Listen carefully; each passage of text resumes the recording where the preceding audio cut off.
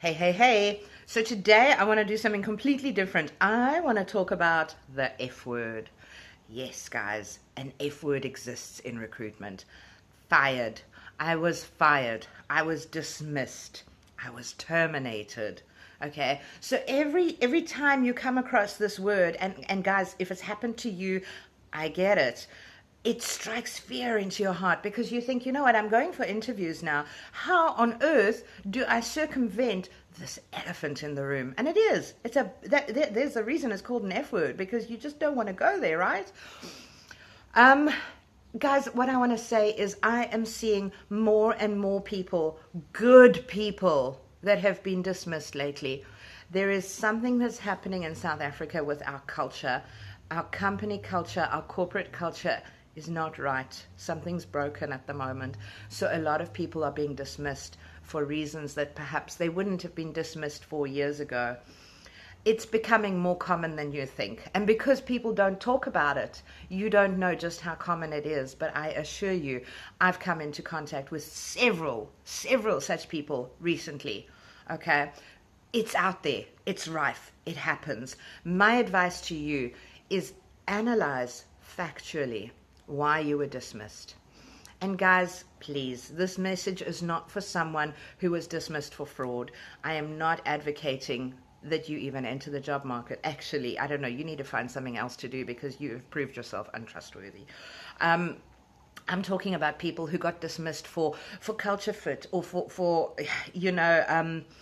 sometimes a manager just picks on you for some other reason, and there we go.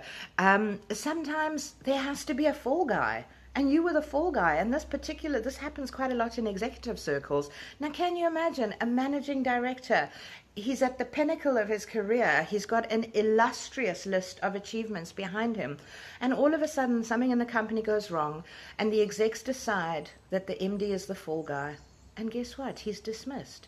It happens, guys. So, my advice is, first of all, find a career coach because this is a sensitive subject.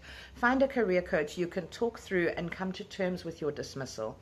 But then you need to address it. You need to find a palatable way of addressing it both on your CV and in the interview, okay? Very often, it's not your fault. And recruiters are becoming more and more not agreeable, but perhaps we're seeing it more. I think that's the bottom line. We're seeing it more, so it's not as shocking anymore. You know, when you got dismissed 20 years ago, oh, what did you do? These days, it's like, oh, really?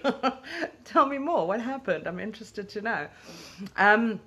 Because we're seeing it, okay? So, step number one, find yourself a career coach. Book a session, have a discussion, and figure out how you get comfortable with this. Then learn how to communicate this on your collateral and in your interviews.